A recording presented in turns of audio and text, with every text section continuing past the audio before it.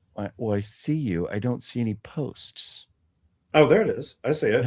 Have you posted anything? Or do you have a second account or something? Well, it's John Ward Dark Park Films, but it's John L. Ward 666. Okay, so there's an old or a different one there that is like you, but there's 0 posts. Yeah, look for me with holding a camera up to my face, like a little like handheld camera. But it is there. Oh, there it is. Okay, now I found it. Oh, and there's the tier list. Okay, so let's see. Do we see the whole thing? Ooh, look at that. That is nice. There's the whole thing. Yeah. Very nice, sir. Very nice. And so I will give it a heart as well. And Ashley Granda says, yes, it's on his X. So very nice. Okay, so there you go. We'll share it on social media. Leave comments on John's X account. Link should be down below. And then I'll share also on Instagram and Facebook.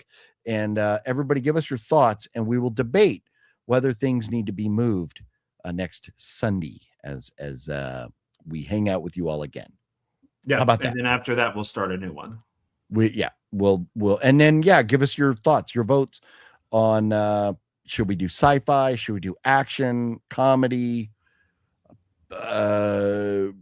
Christian movies. Oh, yeah, apocalypse movies, zombie. Should we go like subgenre and do like naked zombies, like gay porn, big black guys in a train with their dong hanging out for some reason 28 years later? Gay porn. But we could do that. I mean, if that's what they want. I'm when it comes to gay porn, though, every single time you talk about one of the franchise, I don't know shit about fuck. I won't, and I will also hit you with this too. Well, he is a Muslim. Yeah, it's true. So, okay, well, so we don't need to stick around. We can both go urinate. Oh, actors filmography. Miller Grave, that could be a good one. Like do like a Tom Cruise or a Tom Hanks. Oh yeah. Pick like our favorite actors. Yeah, and, just grab all their movies.